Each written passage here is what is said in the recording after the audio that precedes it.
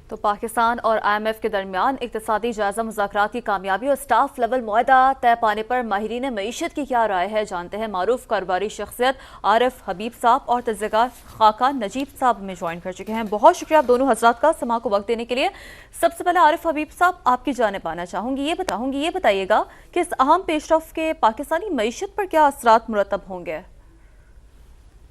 I think یہ بڑی خوشحال بات ہے کہ IMF کے ساتھ جو اسٹاف لیول ایگریمنٹ جو ہے وہ اچیو ہو گیا ہے۔ اس سے جو ہے وہ مارکیٹ کا کانفیڈنس بڑھے گا، اور اس چیز سے یہ چیز ظاہر ہوتی ہے کہ پاکستان نے جو بھی ان کی کنڈیشنلٹیز ہیں اس کو ٹائملی پورا کیا ہے، اور وہ پورا کرنے سے اکنامی میں جو ہے اسٹیبلائزیشن آئے گی۔ اور اب چونکہ IMF اور ان کا یہ پلان ہے کہ صرف اسٹیبلائزیشن ہی نہیں اور گروتھ کی طرف بھی جو ہے وہ ہماری پالیسیز ہونی چاہیے۔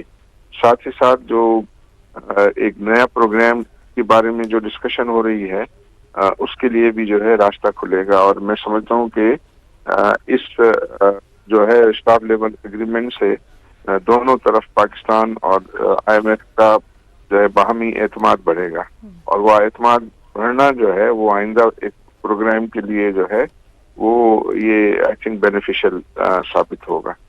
تو آئی تھنک یہ ایک مارکیٹ کے لیے جو ہے وہ پازیٹیو خبر ہے، اور مجھے امید ہے کہ حکومت جو ہے وہ دوسرے بھی ایسے اقدامات کرے گی کہ جس کی وجہ سے جو ہے وہ ہماری معیشت میں جو ہے یہ بڑی اچھی بات آپ نے کہی کہ IMF اور پاکستان کے لیے آگے آنے والا جو معاہدہ ہے اس کے لیے باہمی اعتماد بڑھے گا۔ خاقان نجیب صاحب آپ کو بھی شامل گفتگو کرنا چاہوں گا، آپ فرمائیے گا کہ یہ ایک بہت بڑی ڈیولپمنٹ ہے، ایک تو اس کے اوپر کیا کامنٹ ہے، اور کیا پاکستان ہمیشہ IMF کے ہی رحم و کرم پر رہے گا؟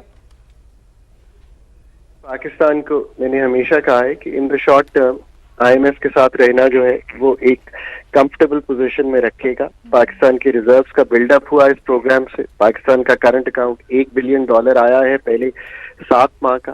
اگر آپ پیچھے جا کر دیکھیں گے تو یہ $4 ارب کے قریب تھا، یعنی کہ جولائی سے جو فیبروری کا ٹائم پیریڈ ہے بلکہ 8 ماہ کا۔ اس کے ساتھ ساتھ انفلیشن ٹیپر ہونا شروع ہو گئی ہے، 38% سے اب 23% کے قریب آ گئی ہے۔ اس کا مطلب یہ ہے کہ جو انفلیشن ہے یعنی کہ قیمتوں کے بڑھنے کی شرح میں کمی ہوئی ہے۔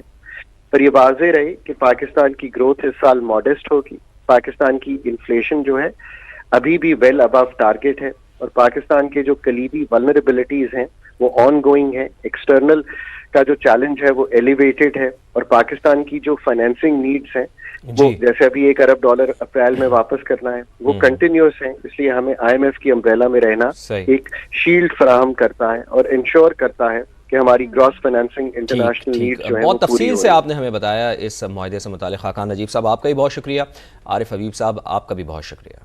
بلیٹن کا آغاز اہم خبر سے کرتے ہیں کہ پاکستان اور IMF کے درمیان اقتصادی جائزہ مذاکرات کامیاب ہو گئے ہیں۔ اسٹاف لیول معاہدہ طے پا گیا ہے۔ ایگزیکٹو بورڈ کی منظوری کے بعد آئندہ ماہ پاکستان کو اسٹینڈ بائی ارینجمنٹ معاہدے کے تحت $1.1 ارب کی آخری قسط مل جائے گی۔ IMF ٹیم کی پاکستان کے معاشی اقدامات کی تعریف، معاشی چیلنجز سے نمٹنے کے لیے اصلاحات کی کوششیں جاری رکھنے پر زور دیا۔ پاکستان نے نئے قرض پروگرام کے حصول میں بھی دلچسپی ظاہر کی۔ اسلام آباد سے شکیل احمد کی رپورٹ۔ کمزور معیشت کو سہارا دینے کے لیے حکومتی کوششیں ثمر آور ثابت ہونے لگیں۔ پاکستان اور IMF کے درمیان اقتصادی جائزہ مذاکرات کامیاب، اسٹاف لیول معاہدے کا اعلامیہ جاری۔ $1 ارب 10 کروڑ کی آخری قسط آئندہ ماہ ملنے کا امکان ہے۔